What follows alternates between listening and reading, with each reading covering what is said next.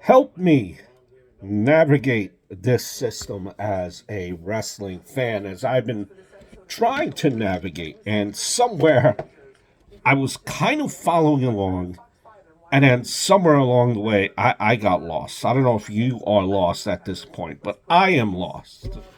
And they're trying to fix something that they never thought that they would have to fix. Though I think there was a more logical way of trying to fix this now.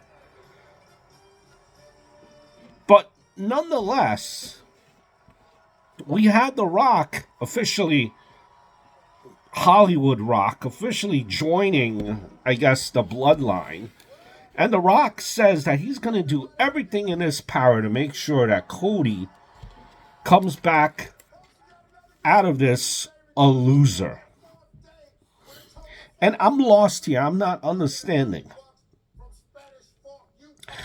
He uses an analogy in Salt Lake City, which was absolutely funny.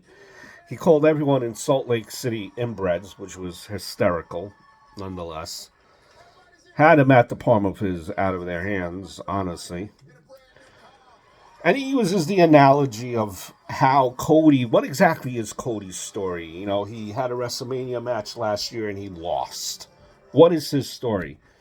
But then he uses an analogy of like the 49ers who lost the Super Bowl. He said that they picked themselves up and dusted themselves off like men, picked themselves up and dusted themselves off. And they're moving forward. He used the analogy to get, I guess, a little bit more heat there when he said the Utah Jazz also lost to the Chicago Bulls, and they picked themselves up and moved forward. And they regrouped.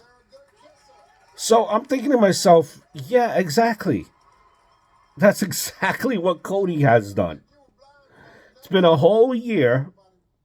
He's won numerous matches, defeated the top ranking opponents that would be a viable option for Roman Reigns. And then he won the Royal Rumble, which technically allows him to challenge for whatever championship he wants. Not to mention all the matches that he won. So there you have it. That's him regrouping. And he gets a shot now. Now, they still never explained the fact of him. Why did he give up his spot in the first place and then takes it back? When it was like a done deal, they could have backed out of it that way and explained it instead of going this route where they don't understand what Cody's story is in Rock's logic. So I'm confused. There is the reason why. That's his story. He made it all the way back. And now he has another opportunity. That's the story. That's how. That's why. Because he won the Royal Rumble. So I don't get it. It's just confusing me. But like The Rock said, shut your mouth and enjoy the ride. But I am completely confused. I just wanted to hear, and it would make sense that way, why he gave up his spot in the first place. And then you could have I was thinking maybe you could have like Cody versus Roman night 1.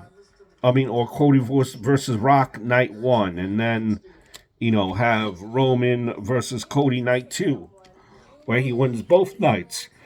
He takes everything. He defeats the top of the hill in Rock. Notice Rock is always, especially last week when Rock was walking compared to Roman Reigns, like he was ahead and Roman was back. But then, I think about, we're putting what happens if what happens if Cody gets injured? Then there goes the whole thing for WrestleMania if we have him wrestling night 1, and so I don't know where this is going. I mean, it's Will Rock not wrestle at all? I mean, with a week left for Perth, well, maybe something will happen on the spot there. But you would figure, I thought, that there would be something going on in Perth between Rock and Roman and Cody and Seth Rollins, but it doesn't even seem to be going that way. So I'm still confused how Rock doesn't understand what's Cody's story now.